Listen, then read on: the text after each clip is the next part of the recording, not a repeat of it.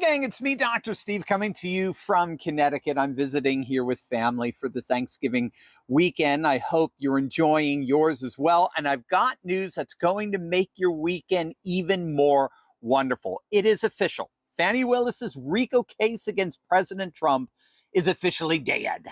It is dead, it is buried, and it ain't coming back. You know, I'm just thinking about this. I mean, they spent years trying to destroy him. They used a law designed to take down the mob against him. They charged him with 41 felonies. They paraded across every cable news network as this case would finally end Donald Trump's political career. Remember, this Georgia case is the one that took that iconic mugshot, the photo that we predicted won the 2024 election. It officially made Trump gangsta and would, ignite support among particularly urban voters who finally felt as if they could vote for someone who felt as abused by the system as they did. And after all of that, after all those Wile E. Coyote attempts at taking Trump down, as of today, as of just minutes ago, it all completely blew up in their collective faces. It's over. It's been dismissed. It's done. It's dead. Fani Willis's Georgia RICO case against President Trump has just been officially thrown out in its entirety. And what this new prosecutor said in his 22-page memo is going to be music to your ears. It vindicates everything. So what happened? How did the most hyped prosecution in modern American history basically collapse in an instant? Back in August of 2023, Fani Willis, the elected Democrat district attorney of Fulton County, indicted President Trump and 18 co-defendants under Georgia's RICO statute, the very same law used to prosecute the mafia, the same law, ironically, that Trump is threatening to use against Soros. At the time, the media absolutely celebrated. They said this was it, the ironclad case. And it wasn't just going to bring Trump down, it was going to bring down his entire inner circle, because the charges claimed that Trump had conspired with all these others to overturn the 2020 election, which, of course, according to our legacy media, was the single most pristine election ever to occur in the history of democracy. It just so happens that 4 million voters from 2020 somehow mysteriously vanished in 2024. Regardless, this was the case that was going to bring Trump and his whole inner circle down. And then something rather inconvenient emerged in all of this. We found out that Fani Willis was having a romantic affair with Nathan Wade, the special prosecutor she personally hired to lead the case, even though he had never prosecuted a federal case in his entire career. And then we found out that Wade was paid over $600,000 in taxpayer money while wining and dining Willis on lavish vacations. So not only was he getting paid a far more exorbitant fee than any other special prosecutor, it turns out that he was spending that money on the very one who appointed him as special prosecutor. I mean, you cannot make this up. And so in December of 2024, after the judge in this case completely fumbled the ball, I mean, he should have immediately disqualified her from the case. He didn't, to his everlasting shame.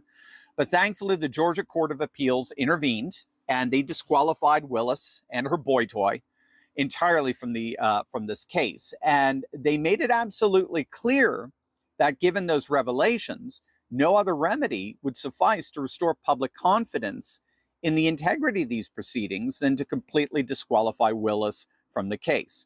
Willis, humiliated, did her best to try to save face. She appealed to the Georgia Supreme Court, who refused to even hear the case. So she was gone. Game over for Fani. Hey gang, it's go time. Our new Turley Talk store is live and the biggest Black Friday deals just dropped. I'm wearing one of our all new 2025 Patriot Wear shirts, and you can grab these designs today before the public even sees them. We've also released our biggest Black Friday bundles ever, the Mega Bundle, the Renewing the Classical Mind Bundle, the Christian Conservatives Toolkit, and so much more. These are the best prices you'll see all year. Grab them now, because when they're gone, they're gone. Plus, if you've RSVP'd early? Check your email. You should already have your free America Awaken audiobook waiting for you. So scan the QR code, jump into the new store, and grab the Black Friday early bird deals while they last. This is the best time of the year to gear up, save big, and support the movement. Jump in now, gang. Let's make this our biggest Black Friday ever.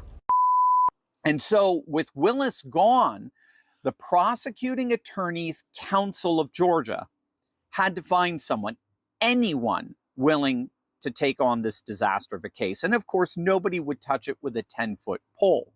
And so enter Peter Skandalakis. He's the executive director of the council, the Prosecuting Attorneys Council.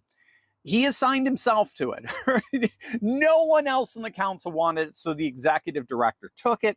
And today, literally just hours ago, he filed a 22-page memo explaining why he was officially dropping this case entirely. And he wrote, and I kid you not, he wrote this quote, "This case is on life support, and the decision on its future rests solely with me." Now listen to this.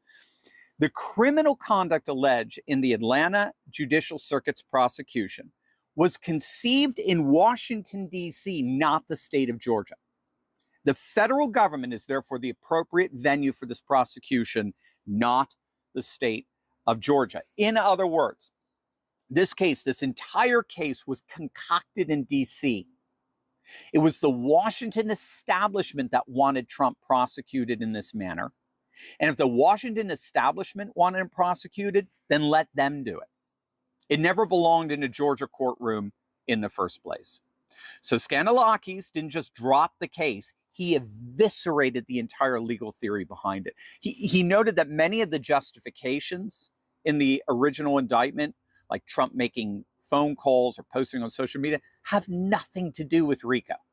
They've got nothing to do with RICO charges. And so the whole thing was one big sham. In fact, the real knockout punch here was when Skandalakis pointed out that if Jack Smith himself, with all the resources of the federal government, reviewed the evidence and concluded that prosecution would be fruitless here, then pursuing it in Georgia would be equally unproductive.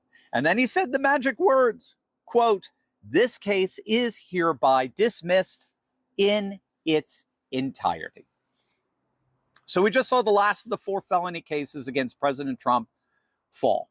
Jack Smith's federal cases all dropped. The Georgia RICO case now officially dismissed in its entirety.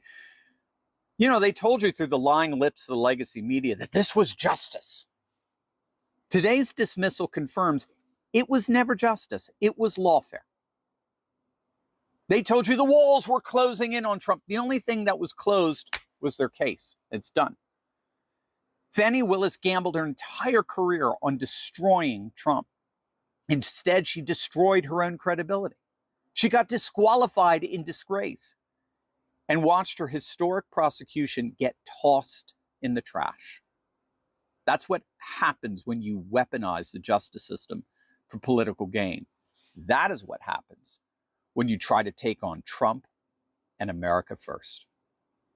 So what do you guys think? Let me know in the comments down below. And as always, make sure to smack that bell and subscribe button for breaking news and analysis you're not going to hear anywhere else. Love you guys. Happy Thanksgiving. God bless.